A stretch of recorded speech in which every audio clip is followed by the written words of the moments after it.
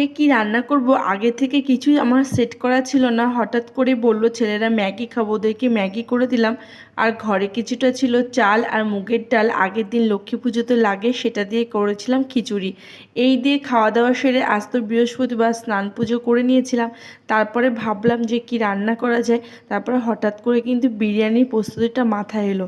তো আজকে কিন্তু একদম সিম্পল ঘরে থাকা চাল দিয়ে আমি বানিয়ে নিয়েছিলাম ছেলেদের জন্য বিরিয়ানি। আর আমার বর না অতটা পছন্দ করে না বিরিয়ানি খেতে, তাই তার জন্য ডিমের অমলেট করে ঝোল করে দিয়েছিলাম আর কিছুটা সাদা ভাত রেখে দিয়েছি। আর জানো তো এই রকম রেসিপিটা এই ঘরে থাকা চাল দিয়ে বিরিয়ানি বা ফ্রাইড রাইস হুটহাট করে বানানো যখন তখন এটা শিখেছি কিন্তু আমার মাসিমণির কাছ থেকে। কেননা আমি একবার বেড়াতে গেছিলাম বাপের বাড়িতে, সেখানে আমার মাসিমণি কিন্তু ফ্রাইড রাইস করে দিয়েছিল, অসাধারণ হয়েছিল।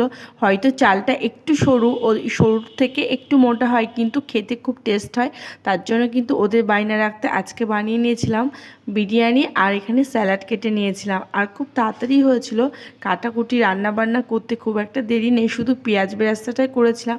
আর আমি না বিরিয়ানিটা করেছিলাম কোনো ভিডিও ক্লিপ তোমাদের সাথে রাখিনি বা শেয়ার করতে পারিনি। হট করে ভাবলাম যে আমি তো রান্নার ভিডিও কিছু মেনু তোমাদের সাথে শেয়ার করি। আজকে কি রান্না করব আগে থেকে কিছুই আমার সেট করা ছিল না। হঠাৎ করে বলল ছেলেরা ম্যাগি খাবো, ওদেরকে ম্যাগি করে দিলাম।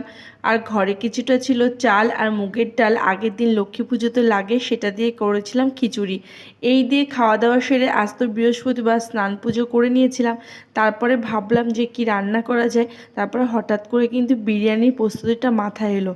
তো আজকে কিন্তু একদম সিম্পল ঘরে থাকা চাল দিয়ে আমি বানিয়ে নিয়েছিলাম ছেলেদের জন্য বিরিয়ানি। আর আমার বর না অতটা পছন্দ করে না বিরিয়ানি খেতে, তাই তার জন্য ডিমের অমলেট করে ঝোল করে দিয়েছিলাম আর কিছুটা সাদা ভাত রেখে দিয়েছি। আর জানো তো এই রকম রেসিপিটা এই ঘরে থাকা চাল দিয়ে বিরিয়ানি বা ফ্রাইড রাইস হুটহাট করে বানানো যখন তখন এটা শিখেছি কিন্তু আমার মাসিমণির কাছ থেকে। কেননা আমি একবার বেড়াতে গেছিলাম বাপের বাড়িতে, সেখানে আমার মাসিমণি কিন্তু ফ্রাইড রাইস করে দিয়েছিল, অসাধারণ হয়েছিল। হয়তো চালটা একটু সরু, ও সরুর থেকে একটু মোটা হয় কিন্তু খেতে খুব টেস্ট হয়।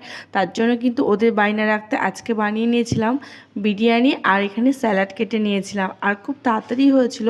কাটাকুটি রান্নাবান্না করতে খুব একটা দেরি নেই, শুধু পেঁয়াজ বেরেস্তাটাই করেছিলাম। আর আমি না বিরিয়ানিটা করেছিলাম কোনো ভিডিও ক্লিপ তোমাদের সাথে রাখিনি বা শেয়ার করতে পারিনি। হট করে ভাবলাম যে আমি তো রান্নার ভিডিও কিছু মেনু তোমাদের সাথে শেয়ার করি।